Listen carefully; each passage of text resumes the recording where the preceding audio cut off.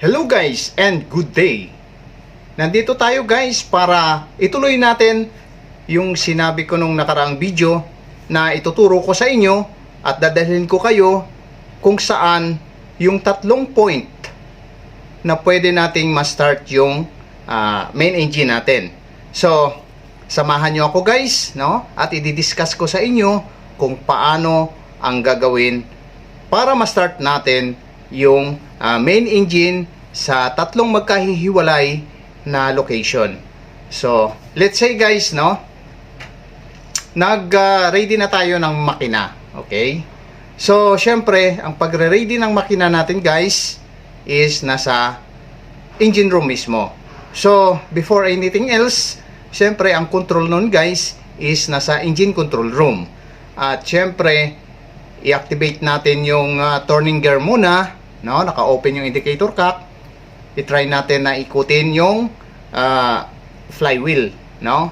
Para doon natin masisigurado kung free wheel, no? At walang sabit yung propeller natin.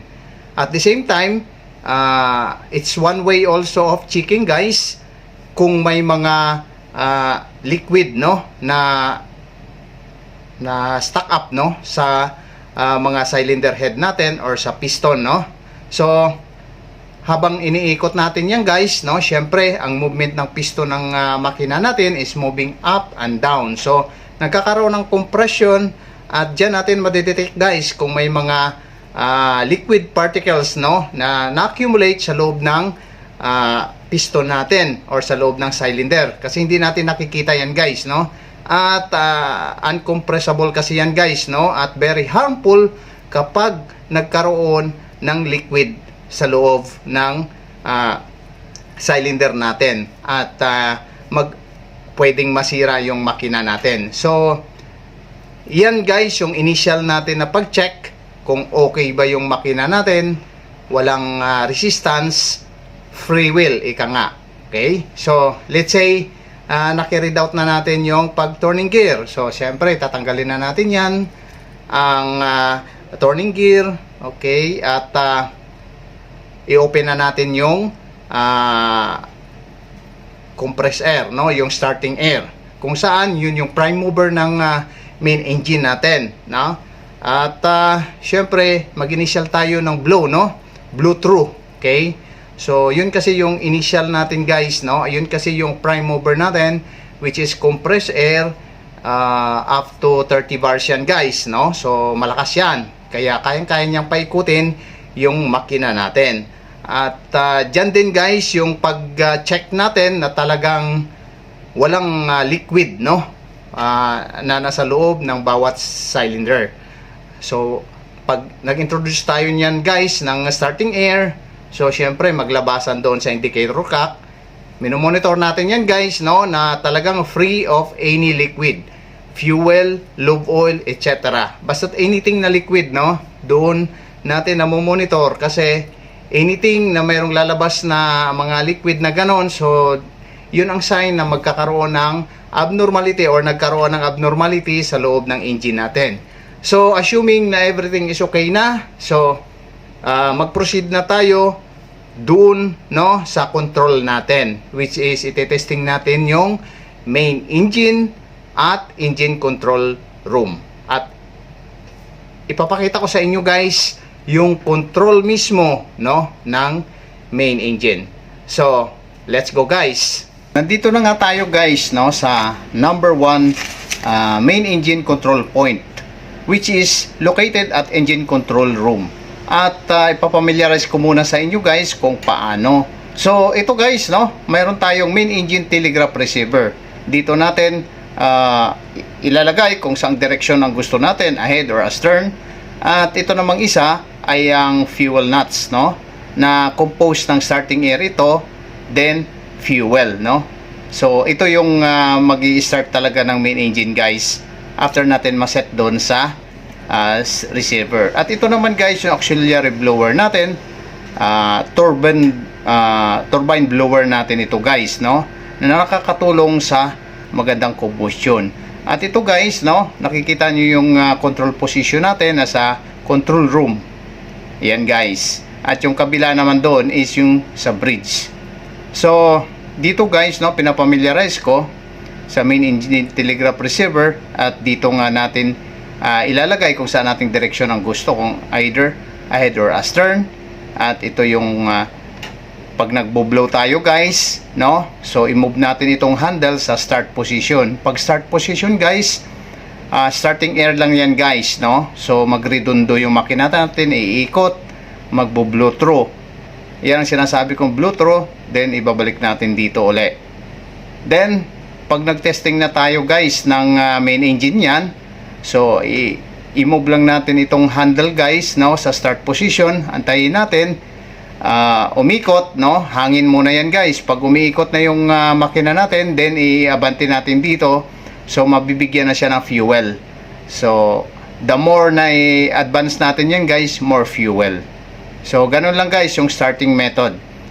So dito yung main control room. At ito guys, no, makikita nyo, switch over natin sa bridge naman, no. So para makontrol nila guys sa bridge, so pag switch natin doon sa bridge, no, kailangan din nating i-accept dito guys sa bridge. So nasa bridge na tayo ngayon guys. Ito guys, so kailangan i-accept natin muna guys dito na sa bridge control. So pag in-accept natin yan guys, then that's the time, no, na pwede na natin ma-start dito sa bridge ang main engine natin. So usually guys, no, ang main engine natin is bridge control, no, after testing natin sa makina. Dahil mas nakikita kasi nila guys kung kailan nila gusto at kailangan yung makina. So ito rin guys, no, yung telegraph nila, no, sa bridge. At combination na ito guys, no, every time na i-move nila sa ahead, matic na yan guys, no, na mag-start kasi composed na yan guys ng fuel at saka air. So starting air, at the same time bibigyan na siya ng fuel. Unlike doon sa control natin guys, no, sa makina na kailangan mo na hangin, start mo na siya ng hangin, then i-advance natin yung lever ng fuel notes para mabigyan siya ng fuel. So ayan guys, ahead hanggang sa full ahead yan guys, no. Ganon din pagka astern, so sa kabilang direction lang naman natin guys yung lever i-move. So ayan guys, no, yung telegraph sa bridge. At ito naman guys, no, ipapakita ko rin guys sa inyo ano ito guys, 'di ba, steering wheel, 'di ba guys. So ito guys, no, steering wheel manibela, no, sa bridge. Ito pinapakita ko guys na ito yung kinokontrol nito guys, no, yung rudder, no, naman sa makina. So pinapakita ko lang guys kasi magkalapit lang naman doon eh. So pinag-isa ko na lang guys, no, para magkaroon din kayo ng familiarization. So ito naman guys yung number 3, no, control point natin, which is yung sa emergency starting ng main engine nito guys, no. Ito na yung pinaka last resort guys in case na magkaroon ng problema, trouble yung engine natin na hindi pwedeng ma-start sa bridge. At the same time, hindi na rin natin kayang i-start sa engine control room. So tatakbo na tayo dito sa engine side guys. At itong emergency starting stand, no, ng main engine is located mismo ito guys sa engine side. At ito guys yung handle niya, ito kung saan ito yung sa fuel nuts yun guys. At ang una kasi niyan guys, no, syempre i-engage natin itong wheel na ito guys, no, i-engage natin yan, tatanggalan natin ng lock yung dun sa gilid. Yan guys yung tinuturo ko, lock yan, i-release natin yan, then i-release natin yan guys, no, para i-lock natin yung linkage guys sa governor. So linkage ito guys ng governor kung saan yun yung nagko-control ng fuel.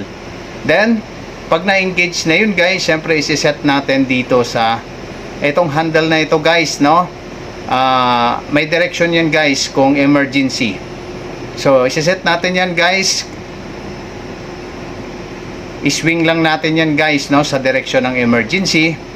At itong isa naman guys na handle is sa direction naman yan guys, either ahead or astern. So abante o kaya atras.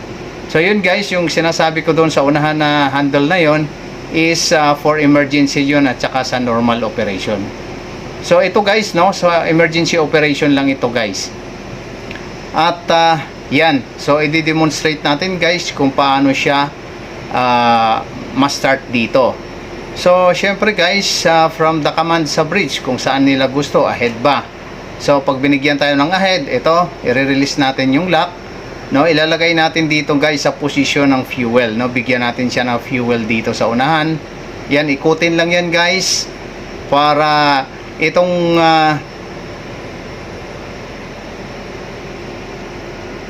then pagka nandun na yun guys, no, naabante natin, ito naman guys yung starting button, yung black.